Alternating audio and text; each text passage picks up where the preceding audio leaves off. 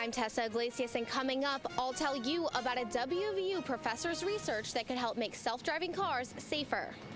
I'm Courtney Kramer, and straight ahead on WVU News, I'll tell you how one local organization is supporting clean water initiatives around the globe.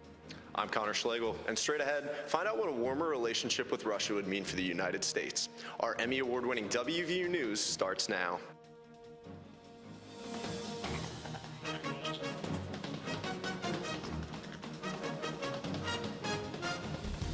Proposed taxes on cigarettes, gas, and even soft drinks. We'll tell you how budget negotiations may affect the Mountain State. I'm CJ Harvey. And I'm Brianna Parks. A WVU professor's research can help make the technology behind self-driving cars safer. These stories and more on WVU News, an Emmy Award-winning newscast produced by television journalism students right here at WVU. Time is ticking. State legislators are looking for a way to offset a $500 million deficit. And one of the proposed budget cuts will affect students right here at WVU. Matt McNamara found out what the university's plan is to combat these budget cuts. West Virginia faces a $500 million budget deficit and is looking to save money by hitting the one area that is already hurting the most in the Mountain State: public education. The first strategy has really been, we need to invest in higher education, and in particular in WVU moving forward. We've already received $29 million in base cuts over the past few years. So that's the first thing, is to really focus on making them know that we're the best investment that the state can make. The state's total budget is $4.187 billion, and the state plans to cut $400 million, or 1/10 of the total budget.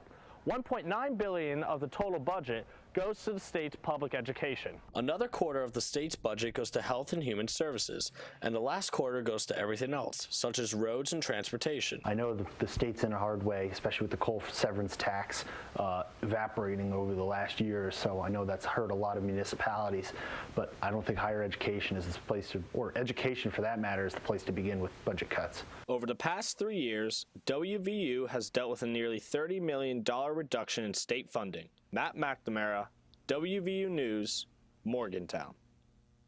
The regular legislative session ended on Saturday, April 8th, but that didn't stop West Virginia Governor Jim Justice hitting the streets recently on a Save Our State tour. The tour brought him right here to Morgantown, to West Virginia University. The governor spoke to a crowd of hundreds about the state budget and higher education. He also addressed issues like health care, jobs, and infrastructure. Justice says we can, quote, dig ourselves out of this hole without cutting programs like education by following his budget plan, end quote. The governor says stands behind taxing soft drinks and increasing tolls and DMV fees. Former National Security Advisor Michael Flynn is willing to testify before investigators as they search for answers in the alleged Russian election hacks. However, Flynn's request for immunity was denied. But some believe that the investigation isn't necessary and that a healthy relationship between the U.S. and Russia is needed. Connor Schlegel joins us now with more. Connor? Thanks, CJ and Brianna. The FBI confirmed the investigation of Russian interference, but the Trump administration maintains there was no wrongdoing. Some experts say President Trump represents the best opportunity to improve U.S.-Russia relations in more than 2 decades. I found out what a positive relationship with Russia could mean for the country. I hope that we get along great with Putin. The LA Times reports that even Trump's critics admit that improving relations between the U.S. and Russia would be a good thing. President Trump has been complimentary of President Vladimir Putin's leadership skills and critical of the United States' involvement. WVU political science professor Boris Barkanov says the NATO alliance is important to American security. NATO is at the heart of European and arguably global security.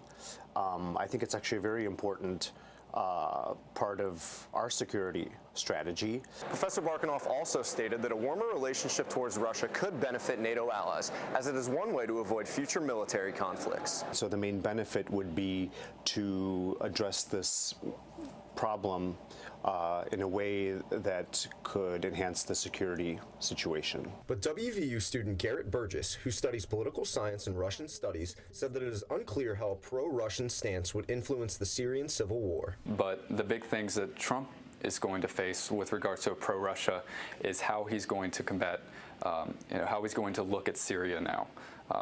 is a mutual relationship with Russia going to benefit in some way? There's debate for either side. After recently canceling a scheduled meeting with NATO officials, Secretary of State Rex Tillerson has rescheduled to meet in Brussels on March 31st, and in April, he'll visit Moscow to meet with senior members of the Russian government. After Trump's victory, Russian President Vladimir Putin said that his country was ready and looking forward to restoring bilateral relations with the U.S. and willing and welcome to support any steps in that direction. Brianna and CJ, back to you. While one issue is far from being resolved, a major victory for Flint residents after a 3-year fight for clean water. A deal approved by a federal judge will force the city of Flint to replace water pipes in up to 18,000 homes. The cost? Almost $100 million. But many say while this battle was won, the war is far from over, as millions around the globe still struggle to have a basic human necessity, safe fresh water. Courtney Kramer joins us now from Studio B at the Media Innovation Center to tell us more. Courtney? In just one day, more than 200 million hours of women's time is consumed for the most basic of human needs, collecting water to survive. More than 800 million people around the world do not have access to clean water. That's 1 in every 6 people. But one local organization has made it their mission to support clean water initiatives around the globe. Recently, Amazaji hosted its 10th annual water walk at West Virginia University to walk in solidarity with the millions of people around the world without access to clean water. Participants walked to the Monongahela River to collect buckets of water to give them a sense of the physical experience people go through each day for safe water. Get to the river and you fill your bucket up to the rim, and then you realize how heavy it is and how much it splashes, and you kind of get even a little bit more appreciation for what that really is. A tiny little bucket that you only fill halfway is nothing compared to the huge jugs and multiple jugs and buckets that women and young girls especially carry every day. Women and children spend 125 million hours each year collecting water. That amounts to 6 hours of labor each day per person. The water is used for cooking, cleaning, and bathing, things we have right at our fingertips and so often take for granted. But for Detta Kolo Johnson, this event hit close to home. She grew up in Timor, an island on the coast of Indonesia, where walking miles for clean water was a huge part of her daily life. I was one of the younger ones, so that was our job. So our parents would stay home, cook and stuff, while the younger ones go try to gather water as well as firewood to, make a meal for the family.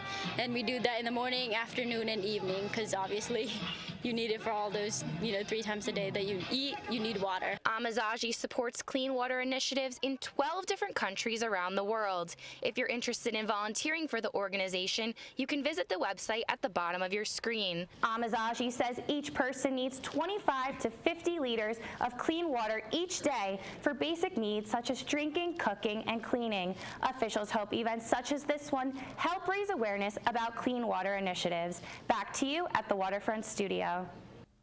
Thanks, Courtney, for that report. Now, Back to the Future may have predicted things like drones, tablets, and even a Cubs win, but they were a little off with flying cars. However, they may be self-driving soon. Tessa Iglesias joins us now from Social Square to tell us about a new development in the journey to autonomous driving. Tessa? BI Intelligence predicts that there will be as many as 10 million self-driving cars on the roads by 2020. These vehicles would include fully driverless cars, as well as ones that feature self-acceleration, braking, and steering with limited driver interaction. With this climbing increase in autonomous vehicles, one WVU professor is aiming to improve the technology behind autonomous systems. Self-driving cars use computers to navigate the roads. But these cars still have a harder time than humans when it comes to navigating their location. WVU professor Victor Fragoso's research focuses on developing 3D mapping that allows autonomous systems to better understand their surrounding scenes to help them navigate. So what we're doing here is enabling the computer to have a sixth sense, and this sixth sense is or means that the computer can get a sense of confidence when it has to decide if it's estimating its position right. So it's getting that sense of confidence. And that is important because that can actually save a lot of lives. Self-driving cars have to recognize certain landmarks in a scene to navigate their location. Getting 3D models of cities will localize these cars by helping them recognize these landmarks and estimating the location of the cameras in the cars. Major companies such as Uber, Google, and Tesla are currently testing self-driving cars, but there's still a long way to go until these vehicles are going to make the roads safer. I don't think they're ready to be like commercial for people to just buy and use. I still think it's in like a development stage. Fregoso is using 3D mapping to create models of cities that can be placed in the computers of autonomous systems. This would help cars to understand their position and accurately recognize the same location from different angles. Fregoso received a 2-year grant from the National Science Foundation that starts in September. His research will help improve artificial intelligence to be more confident when it comes to decision making, and will also help to improve image processing applications used to make maps for self-driving cars. Brianna and CJ, back to you. Thanks, Tessa. Fans will get an early look at the 2017 Mountaineer football team soon, as the preparation for the season has already begun. Sports reporter Andrew Caridi gives us an exclusive look at the team, coming up next. I'm Andrew Caridi, and coming up next on WVU News, I'll give you an inside look to the 2017 West Virginia football team. Ready to go?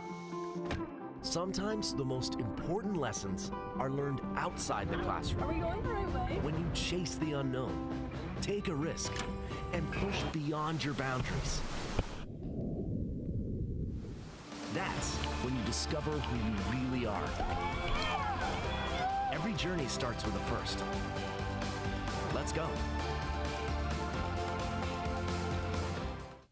Spring football has commenced, and the Mountaineers have hit the field in anticipation for the 2017 season. Sports reporter Andrew Caridi is here to tell us more. Andrew? Thanks, Brown and CJ. You know, it's safe to say that this era of West Virginia football could really be the start of something special. On the back of 7 conference wins and a second-place finish, the Mountaineers are locked and loaded for a serious run. Familiar faces fill the locker room, and with the return of David Sills and offensive coordinator Jake Spavital, Mountaineer fans are excited to get their first look at the team. Drizzling rain and muggy air greeted the West Virginia football team as they took to practice amidst the changing spring weather. It's a time for energy, assessment, and preparation for the fast-approaching season. It's a culture that Coach Holgerson set that now all the guys are expecting. So when they go to practice, they're looking to compete in every drill, looking to finish every drill, and obviously work on the skills that you need in a game-type situation. It's a season that stands to establish the program among the country's elite. 10 wins last year were the most for the Mountaineers since 2011, when they were still a member of the Big East. New faces and new places might be the best way to describe the West Virginia football team this season. Wide receiver David Sills returns after a year at community college, and offensive coordinator Jake Spavital returns to the Mountaineers after coaching quarterbacks in 2012. The circumstances might be different, but the pride remains the same. No one understands that better than Ona, West Virginia native Reese Donahue. I knew from the start that this is where I wanted to be, and any in-state player who gets an offer from here or an opportunity to come play here, there's no way they could pass it up, because this is a dream come true, and it's more than you could ever expect playing at West Virginia. You can see the team in action on April 15th at the 2017 annual Gold Blue Spring Game. You can get tickets online for $10 at WVUgame.com. The Mountaineers will face a familiar foe to kick off the regular season. It's WVU and Virginia Tech September 3rd in Landover, Maryland, competing for the Black Diamond Trophy. CJ and Brianna, back to you. Thanks, Andrew. Hopefully the team can surpass 10 wins this season. That's going to do it for this week's edition of WVU News. You can visit us online on our website. You can also watch our shows on YouTube, and please follow us and our reporters on Twitter. I'm Brianna Parks. And I'm CJ Harvey. Thanks for watching. We'll see you next time.